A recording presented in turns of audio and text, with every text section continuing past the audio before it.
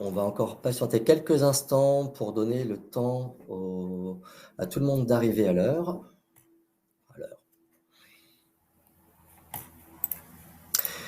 Nous allons pouvoir démarrer d'ici quelques secondes.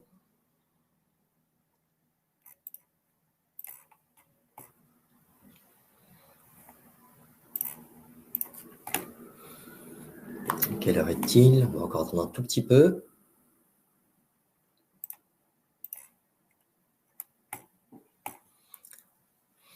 Allez, nous allons pouvoir démarrer. Donc, bonjour à tous, j'espère que vous allez bien. Pour commencer, est-ce que tout le monde m'entend bien?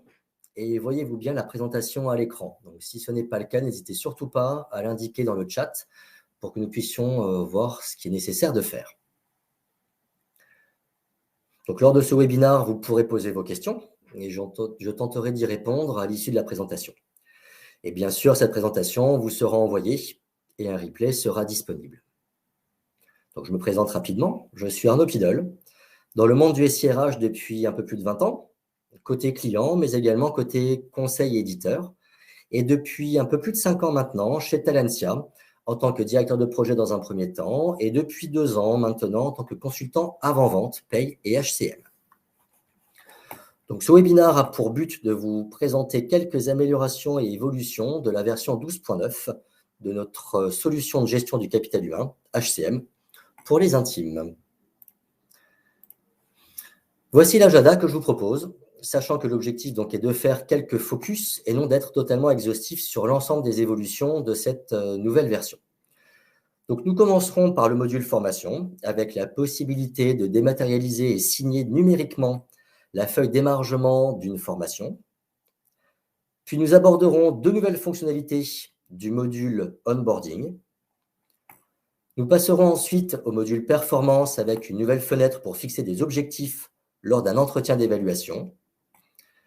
Puis, nous passerons du côté administrateur de la solution, où nous verrons comment se connecter à la place d'un autre utilisateur et la mise à disposition d'une formation à la base bac à sable, ce qu'on appelle le playground. Et enfin, nous verrons rapidement 3 améliorations un peu moins importantes que les précédentes, mais néanmoins tout à fait appréciables. En guise d'introduction, je vous propose un rappel de nos principales dernières évolutions livrées dans la version 12.8 de novembre 2023. Donc la première, donc là c'est pareil, ce n'est pas exhaustif, mais la première assez intéressante et importante était la mise à disposition d'un espace de travail, donc le playground dont je parlais tout à l'heure, c'est-à-dire une base bac à sable permettant de réaliser des tests ou des nouvelles configurations pouvant être transférées après en production très simplement. Ensuite, concernant l'administration des processus, quelques nouveautés permettant de mieux administrer les processus en cours d'exécution.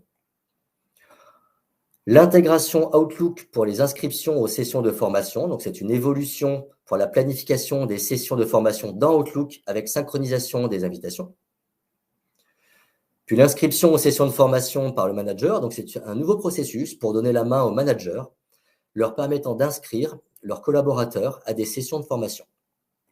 Et le dernier point, Widget Mon Entretien, qui est en fait la création d'un nouveau widget pour les managers, afin qu'ils accèdent plus rapidement et plus simplement aux entretiens d'évaluation réalisés, et ce, en lecture seule. Abordons maintenant les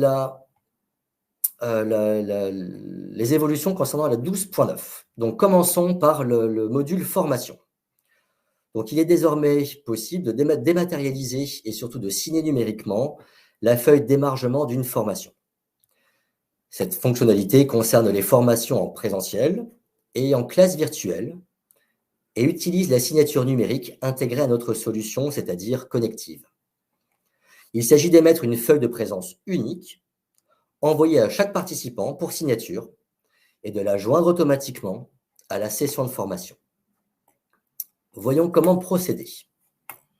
Donc, dans un premier temps, en se connectant en tant que configurateur, vous le voyez en haut à gauche de l'écran, et en allant dans le menu processus, je peux déjà vérifier que les 2 actions concernées sont bien présentes.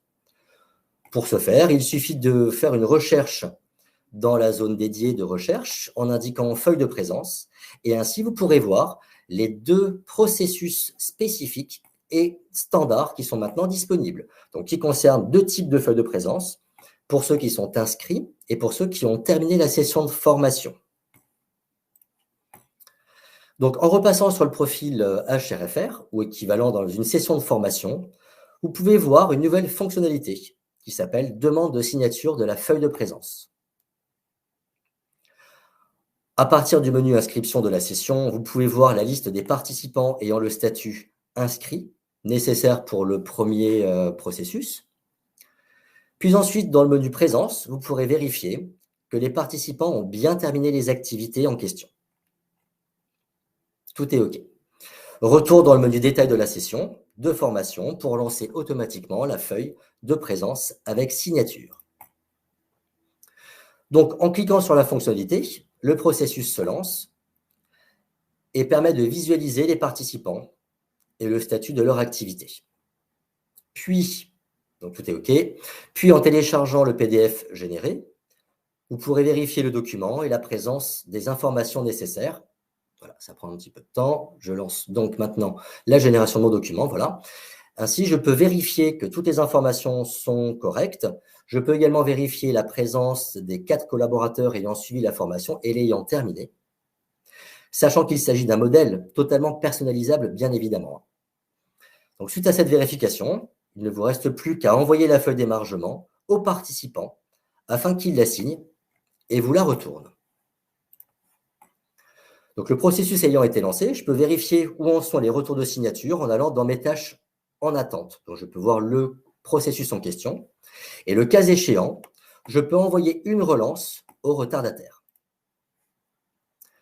Ensuite, chaque participant va recevoir un email avec un lien sur lequel il pourra cliquer. Une fois de plus, le message est bien sûr personnalisable. Ce lien renvoie sur la feuille de présence et après vérification des informations, il pourra la signer numériquement. Donc là, on fait une grosse vérification. Donc, on peut préciser que les participants n'ont pas besoin de se connecter à HCM pour réaliser cette manipulation, puisque tout se passe au niveau de l'interface connective. Donc, après ces vérifications, le collaborateur va pouvoir signer. Un code d'authentification est envoyé sur son smartphone et il pourra authentifier la signature. Retour sur mon profil gestionnaire et retour dans mes tâches en attente. Je peux cliquer sur le processus comme tout à l'heure pour vérifier le statut des signataires. Là, c'est très bien, tout le monde a signé. Donc, je constate que tout est OK. Et je peux également vérifier ça en téléchargeant, en chargeant en fait le PDF. Je peux à nouveau vérifier. Donc, tout est OK. Je vois bien apparaître maintenant la signature numérique de chacun des collaborateurs ayant participé à la formation. Et je peux finaliser le processus en cliquant sur « Compléter ». Donc, cette action va clore le processus en envoyant la feuille d'émargement dans la session de formation, ce que nous allons pouvoir vérifier. Donc, retour dans la session de formation. Ça charge un petit peu. Voilà, je vais dans ma session. Je vais dans mes pièces jointes et je constate qu'il n'y a pas cette feuille d'émargement. C'est logique puisque là, ça concerne la session entière et je dois aller voir dans l'activité particulière, puisqu'on peut avoir plusieurs activités avec plusieurs feuilles d'émargement. Et là, je vois bien que ma feuille d'émargement est bien indiquée, est bien présente et je peux la télécharger. Donc, la feuille est présente, est maintenant historisée et reste accessible à ce niveau. L'activité est terminée. Je retourne, je vais voir les différentes activités, dans toutes mes activités, et l'activité de chaque collaborateur est réputée terminée. Passons à la nouveauté suivante, qui concerne donc 2 nouveaux types d'activités maintenant disponibles dans le parcours d'intégration des nouveaux arrivants, donc le onboarding.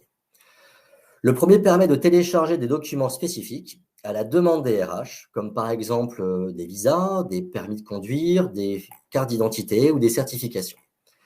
Et le second permet de gérer numériquement l'affectation d'équipements du nouvel arrivant en impliquant des acteurs tels que le département IT, informatique, ou des managers des services généraux dans le workflow. Ce sont des exemples.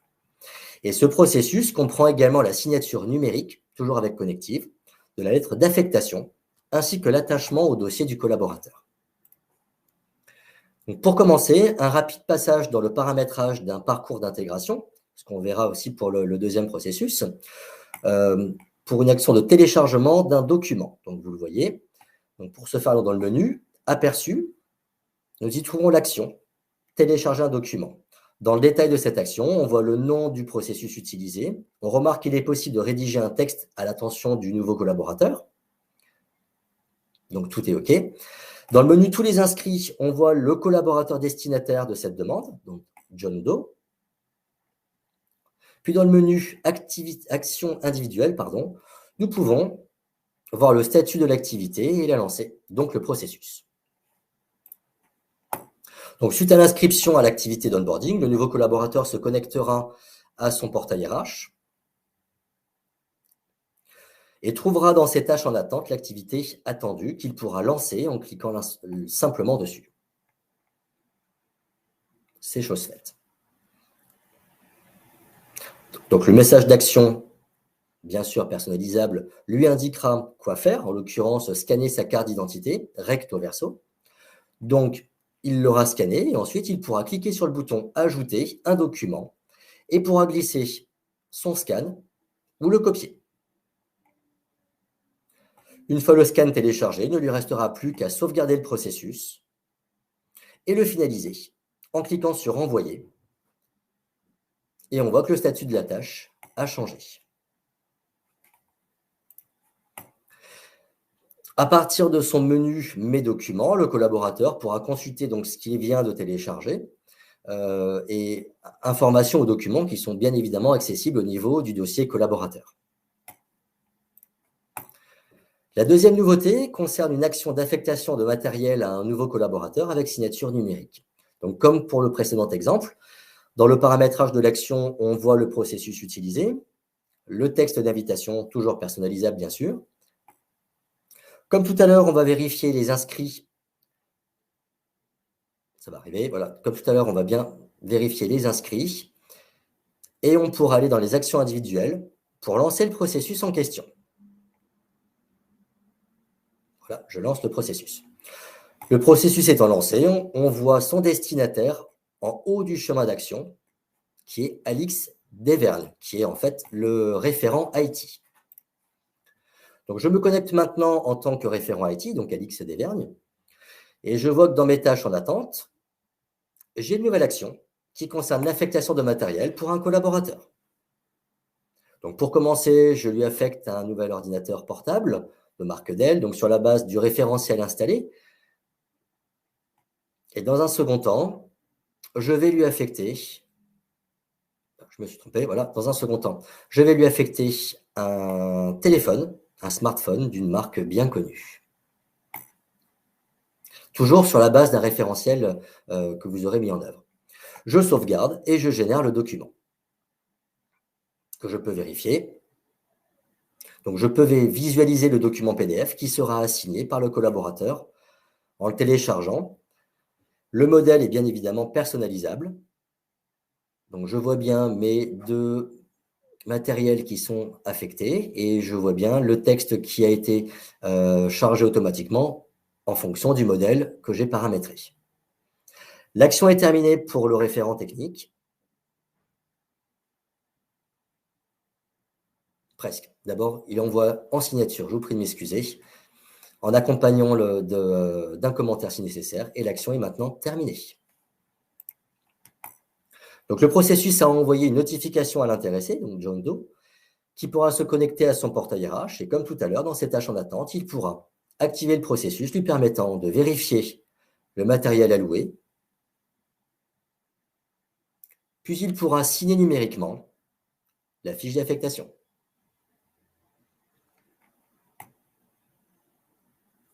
C'est chose faite.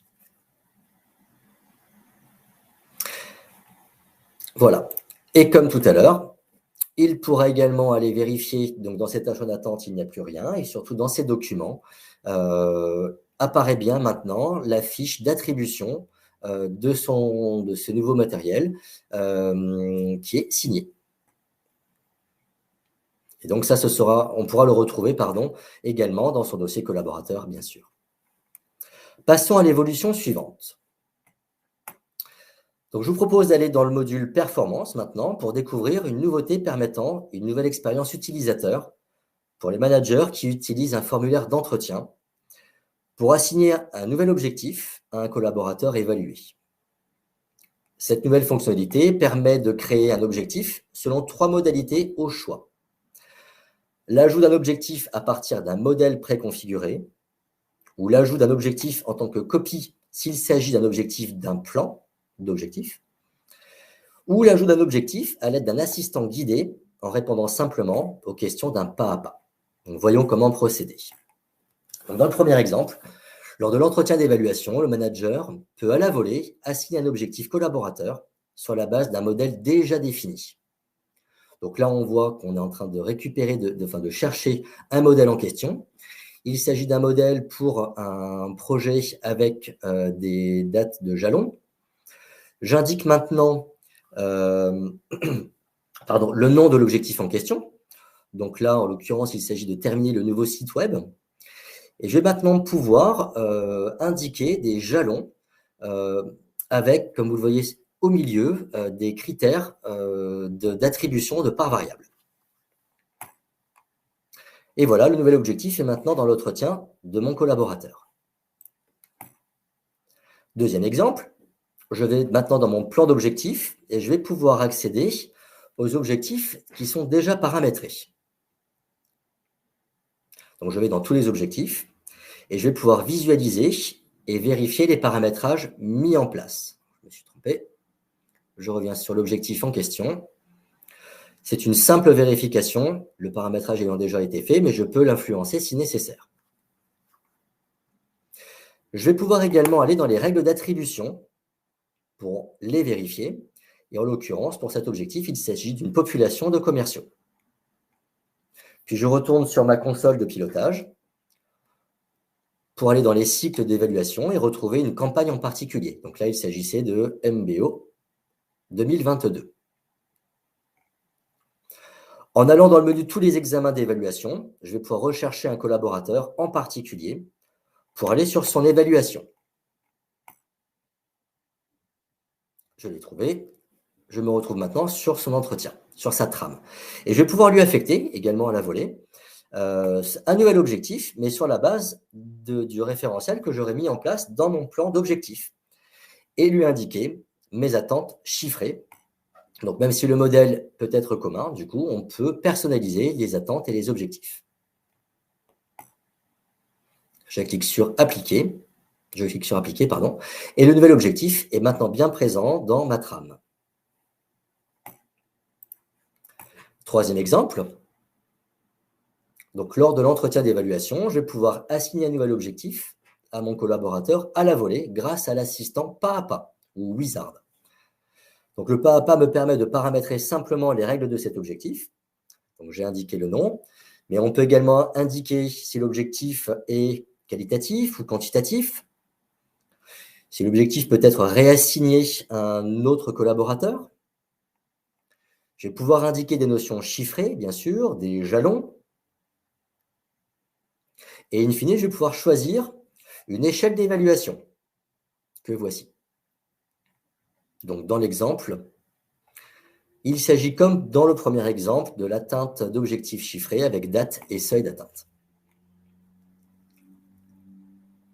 Donc, je termine.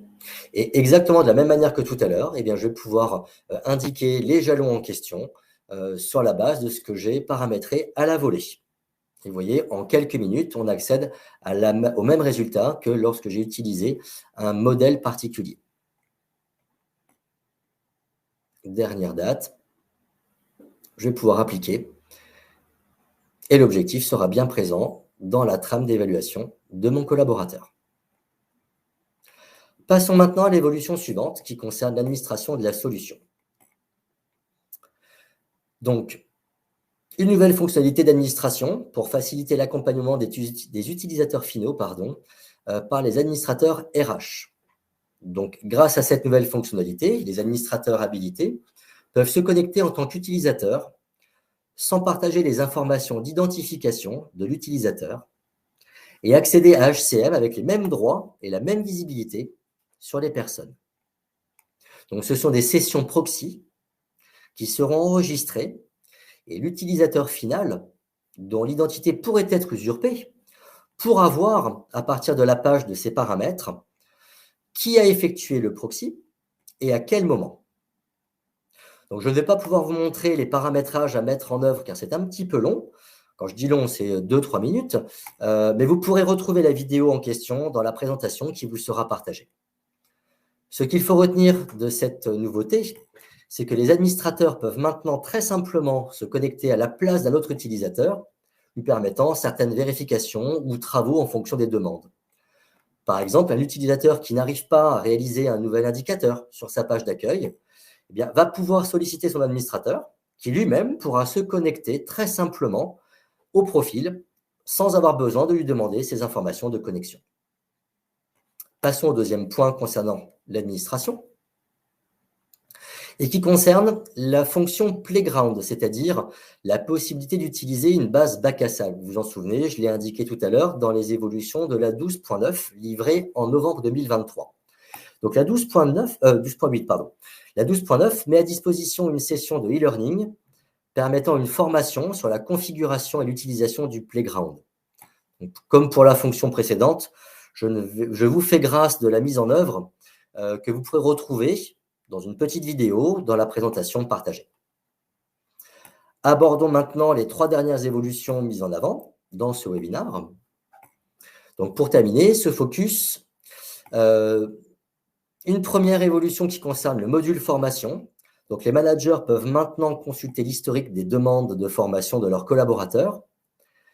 C'était déjà le cas auparavant, mais ça nécessitait quelques manipulations. Maintenant, c'est devenu totalement standard et livré avec le profil manager. Et nous avons également mis à disposition un nouveau chargeur de données intelligent qu'on appelle SDL pour Smart Data Load, en beau français, pour importer des données de formation, comme par exemple les cours, les sessions, les inscriptions ou les activités de l'apprenant et les coûts inhérents. La deuxième évolution concerne les lignes de temps qu'on peut retrouver dans l'ensemble des modules HCM. Donc, les lignes de temps qui peuvent être utilisées pour, par exemple, des indicateurs en particulier, eh bien là, on va pouvoir réinitialiser à aujourd'hui la ligne de temps pour voir en fait les informations de l'indicateur se mettre à jour et se réinitialiser.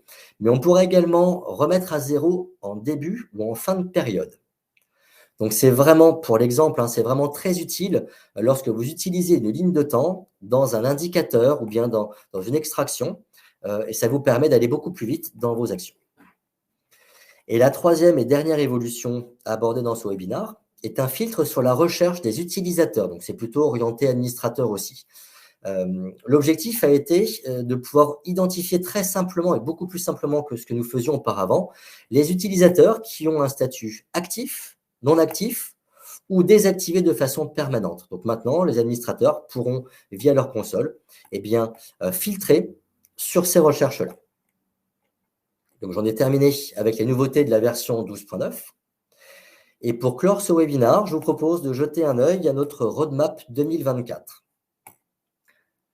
Donc comme vous pouvez le constater, dans le détail de chaque trimestre, les principaux objectifs sont vraiment d'intensifier l'utilisation de l'IA générative avec notre chatbot, par exemple, Théo. Je ne sais pas si vous l'utilisez déjà.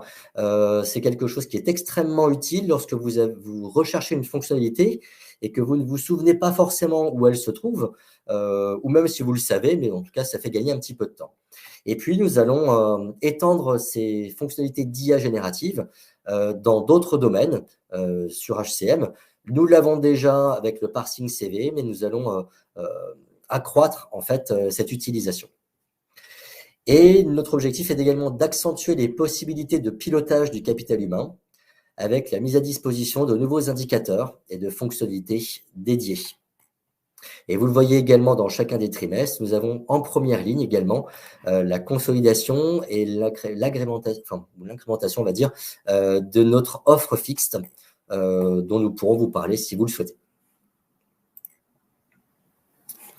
Avez-vous des questions? Je regarde rapidement.